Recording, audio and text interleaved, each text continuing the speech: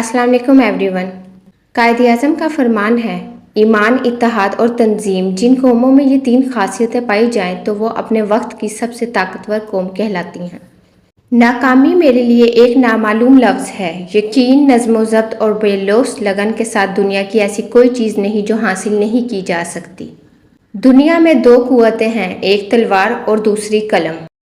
हम सब भाई भाई हैं, ये मसनूई हदबंदियाँ हमें अलहदा नहीं कर सकती। कायद आज़म का फरमान है, कोई भी फैसला लेने से पहले 100 बार सोच लो, लेकिन जब फैसला ले लो तो इस पे डट जाओ। मैं दुरुस्त फैसला लेने पर यकीन नहीं रखता, बल्कि फैसला लेकर इसे एक बेहतरीन फैसला साबित करता हूँ। उम्मीद अच्छी रखो, लेकिन तैयारी बुरे हालात के हिसाब से करो। आखिर ये कहने का क्या फ़ायदा है कि हम सिंधी, पठान या पंजाबी हैं? नहीं, हम सब मुसलमान हैं और इस्लाम ने हमें यही सिखाया है। औलाद को ख्वाह किसी भी नाम से पुकारा जाए, इसकी खुशबू में फ़र्क नहीं आएगा। मुसलमान अल्लाह पाक के सिवा किसी दूसरे पर तकिया नहीं करता और अपने हकूक़ की खुद अच्छी तरह हिफाजत करना जानता है। हमें नाउम्मीद, मायूस और पस्त नहीं होना चाहिए। अगर कुछ बनना चाहते हो तो एक लम्हा भी ज़ाया ना करो। कायद आज़म का फरमान है, मेहनत करो और दियानत और खुलूस के साथ दामन को मजबूती से थाम लो। मैं शिकस्त के लफ्ज़ से आशना नहीं।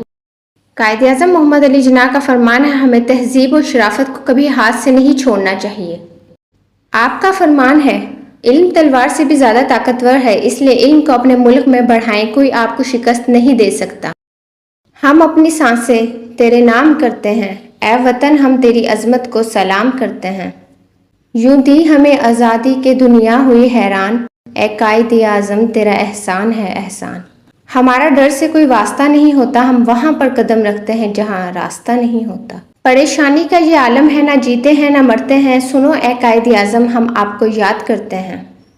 क्योंकि कायद आज़म एक जिंदा जावेद शख्सियत है। एक शख्स बनकर ना जियो, बल्कि एक शख्सियत बनकर जियो, क्योंकि एक शख्स तो मर जाता है लेकिन शख्सियत हमेशा जिंदा रहती है। कुदरत हालात के मुताबिक ऐसे इंसान पैदा करती है जिसकी वक्त और हालात को ज़रूरत होती है। वतन घर की तरह होता है मुर्शिद, वतन से मोहब्बत तो ईमान का रुकन है।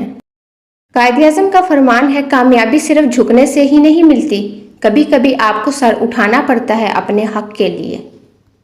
ना खुद असूल के खिलाफ काम करो और ना किसी को असूल के खिलाफ काम करते देखकर खामोश रहो।